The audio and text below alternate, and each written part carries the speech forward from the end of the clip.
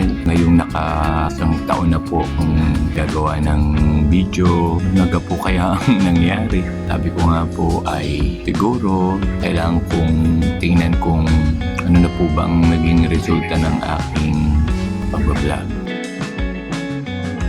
Marami pong tao na tulad ko na mahilig sa halaman ang mag-vlog, kaso ang pag-vlog naman ay talagang mahirap. Kailangan mo din pong aralin. Kahit po gusto at hindi niyo po aaralin, ang paraan po ng pag-vlog ay hindi po rin magawa nila ang gusto nila na ma-vlog po ang kanilang talent dahil hindi nga po marunong na gumawa po ng YouTube channel, ng video.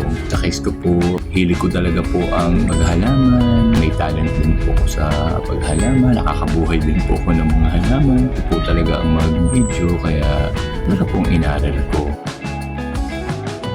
Ngayon po isang taon na po sa pag-vlog at ko nga po sanay na rin po ang manonood sa aking mukha. Kaya sabi ko nga po, i-evaluating ko po yung resulta ng aking YouTube channel. Ilan na po ba ang aking subscribers? May mga views po ba ang aking ginawang video?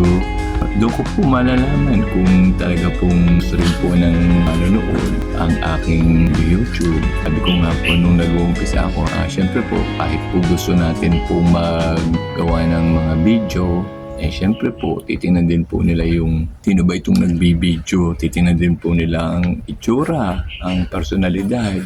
Marami pong mga manonood, ang focus po nila ay kung sino po ang vlogger o ang content creator, yung pong kahit po paano ay dapat po ay maganda po ang personality, maganda po ang itsura, alam po ay maganda, pugi-pugi, kaya po nakatakot din po yon pag ikaw po ay gusto maging magawa ng YouTube video. Pero sabi ko nga po, siguro naman hindi naman ganun ang viewers o ang magsusubscribe sa aking YouTube channel. Depende naman siguro po yun kung ano ang ipapakita mo sa video. Sa case ko po ay paghalaman. Hindi naman siguro kailangan talagang gandang-ganda o poging-pogi po. Kung ano man po ang ating itsura, kailangan po ay tanggapin po natin. Wala pong pangit, wala pong maganda, at po ay pwede sa pagbablog. Makagawa po ako ng aking YouTube video, natuwa po ako, nakita ko na po ako'y nakakapag-vlog na. Noong una po ay medyo nahihiya pa po ako, hindi pa po okay ang aking magsasalita. Okay lang naman po yun dahil habang tumatagal naman po, lahat po naman ay napapag-aralan. Pwede po nating mabago, nawawala po ang ating hiya, unti-unti po tayong natututo. Kaso habang nagtatagal po ay syempre po, ina na po ang ating nagawang video ng ating vlog, napansin po natin, naku po, bakit ga po gayon? Parang wala po nanonood, para pong subscriber po ay pinakamadami na po ang 10. At yun po ay malamang po ay either kapatid ko o mga pamangking ko. Nalungkot po noon ako. Pero sabi ko nga po ay sadya atang ganun ang pagbablog.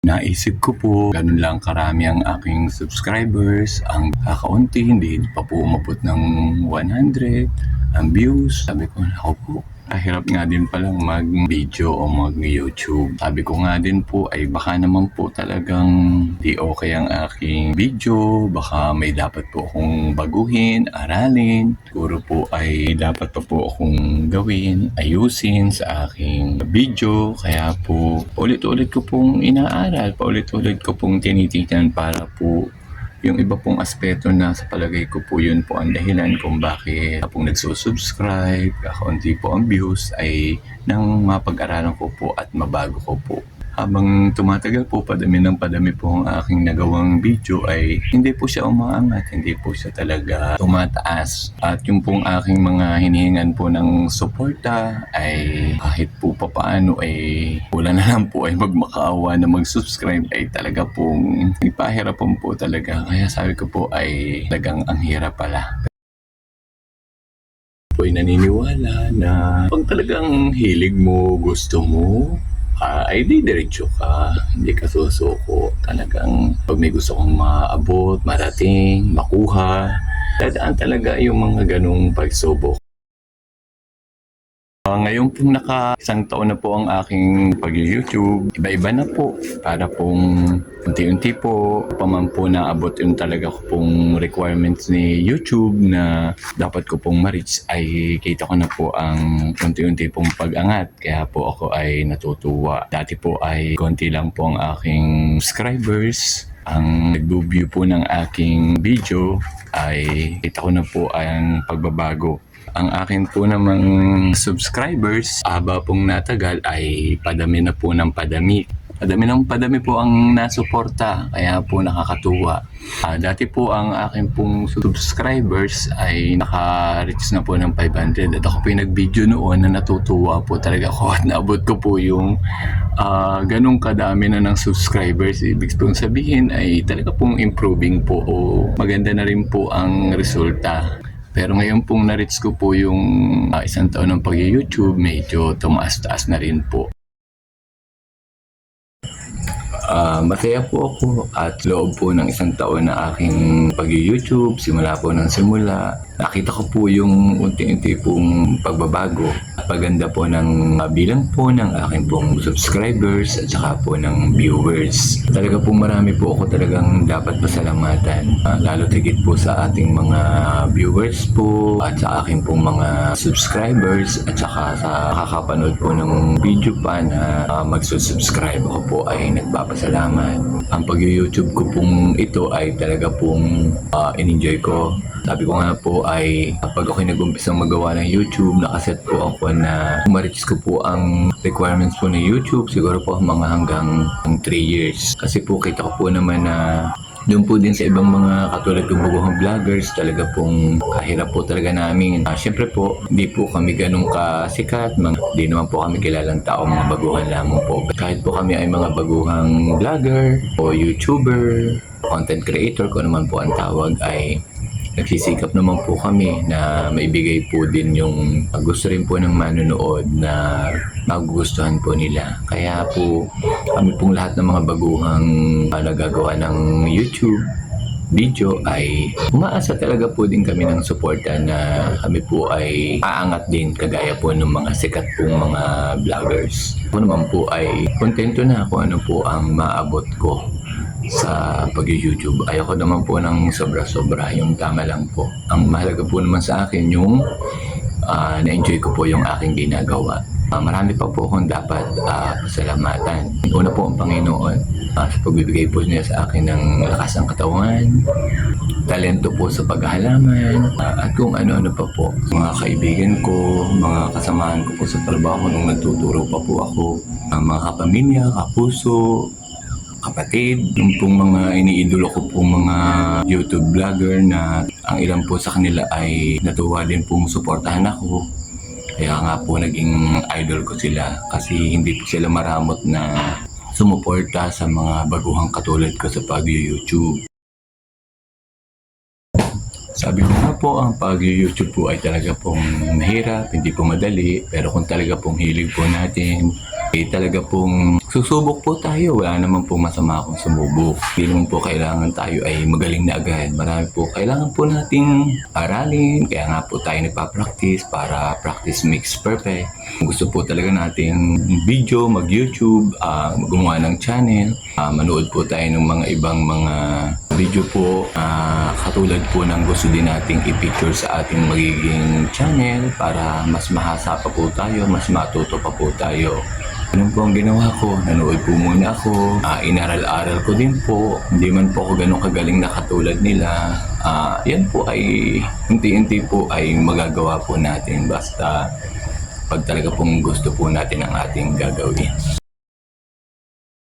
Sa pag-YouTube ko po, kung ano man po ang nakalaan at kahinatnan po at kapalaran ko po ay handa po kung maghintay, hindi naman po tayo nagmamadali.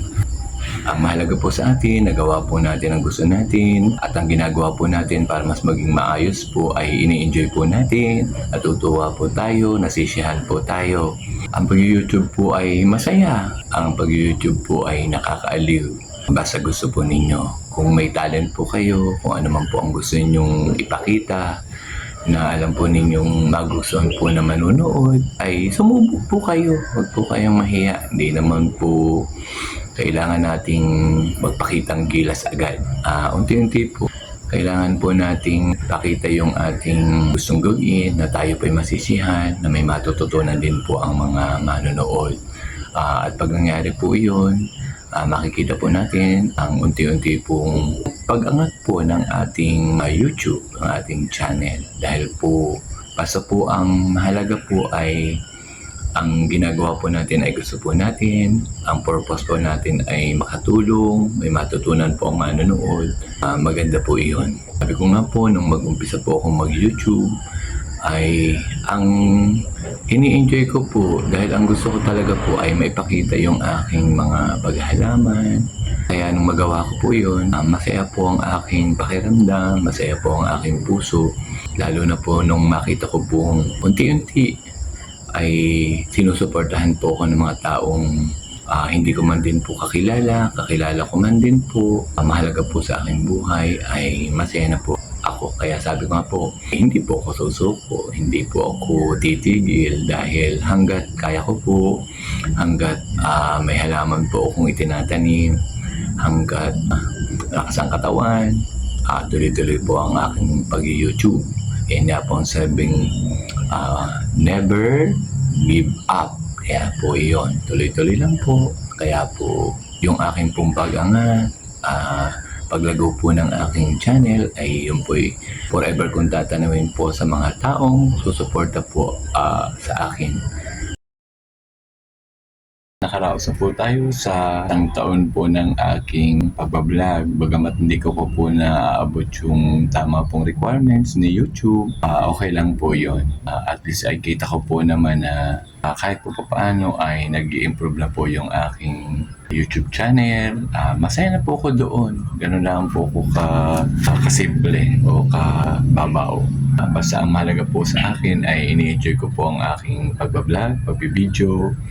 Patuloy po ako nag-iisip ng mga ipapakita po sa aking video sa paghahalaman na sana po ay magustuhan po ninyo.